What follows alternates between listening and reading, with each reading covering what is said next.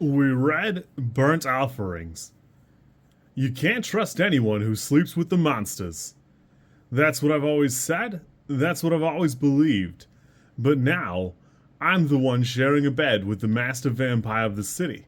Me, Anita Blake. The woman the vampires call the executioner.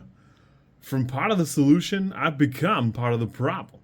So it hits close to home when an arsonist begins to target vampire owned businesses all over town.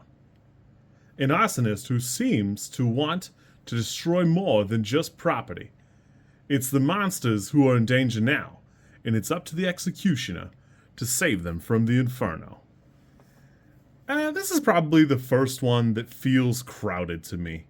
Not in like the worst way, possibly, but I will say I'm finally kind of tired of the leopards.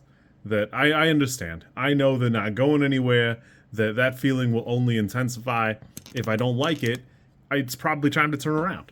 And while I just think the book here is crowded now, it's not unpalatable. Again, every other plotline has had 2 or 3 other things going on in the background, and that's been a boon to the other ones. This is the first one where it feels like there's just one thing too many cooking in the pot, and it feels like it detracts from everything else. It's probably also the first time that Anita has not, like, commented on, hey, I've been without sleep for like 18 hours. I'm gonna kill everybody. And then obviously she gets knocked out later on, so there's a little bit of that. Though I will admit, we've taken a little bit of a turn in that the interesting, like, evil characters don't all, like, just die. Which is kind of cool for me. I had a pretty good time with this. I think that in Killing Dance, we see what is for Richard kind of a character assassination. We're definitely taking a turn, and I understand it's part of his character arc or whatever, but it does feel strongly that, like, Richard's character has to get killed a little bit or maimed in order for the story to progress and her to settle up with Jean-Claude for a little bit. I understand why, but it does feel a little odd because there's the duality of Jean-Claude offering fantastic sex, a great time, and an exciting life, and Richard's offer of, like, homesteading. And they're just very disparate from one to the other, so it's kind of odd to see Richard take such a strong turn in the Killing Dance and to here, obviously. I've had a pretty good time with this. I will say that on the crowded note, it is the first time we hear, this is where we hear Ronnie is dating a werewolf, which, I don't know, maybe chill on the weird racism. But then also we get a little bit of Larry is dating the witch on the police force, who we saw a couple of books ago. And it kind of is a great example of Anita is a little bit too many of everything.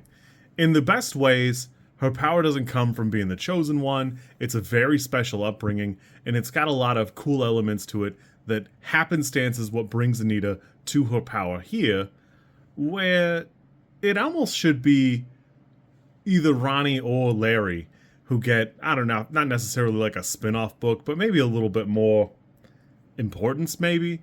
That one of them probably could have taken that role and maybe diluted a little bit of the stuff where Anita just has so much stuff going on. You could take any of the 4 jobs she has and make it its own thing, and it would be a full-time thing.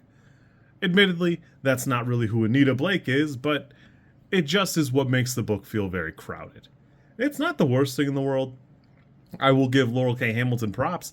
Last book is the first time we had outright pornography in the book. I don't even think it's like the worst thing in the world, and I understand that, again, that's going to be more and more as the books progress, but I don't hate it. I think it's fine. This is the one where it becomes like a spiritual thing for Anita and the were-leopards, and I don't know, I just don't love it. It's fine. I'm just not in love with that element of it. It's just not for me, but again, I understand it's not going anywhere.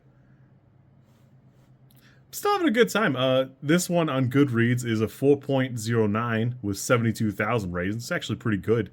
I haven't looked ahead to see where these books start to take a turn, and maybe they don't. I don't really know.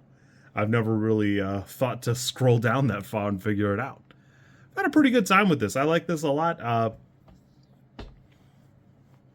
I don't know. One of the things Laurell K. Hamilton does fantastically is we see if character A is in book 1, they don't really show up a ton until book 3, and then 5, and then 7, and that and so forth. So we've gotten little bits and snippets of Ronnie, because I think a year and a half have passed now. But it's not too much, and I feel like it's just the right amount. Like Anita's boss, the night secretary.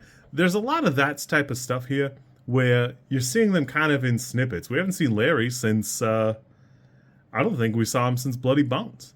So it's kind of cool, because you then are looking forward to him, where if Larry showed up too much in the next book, it's possible that you get tired of him, because there's not like a ton going on there.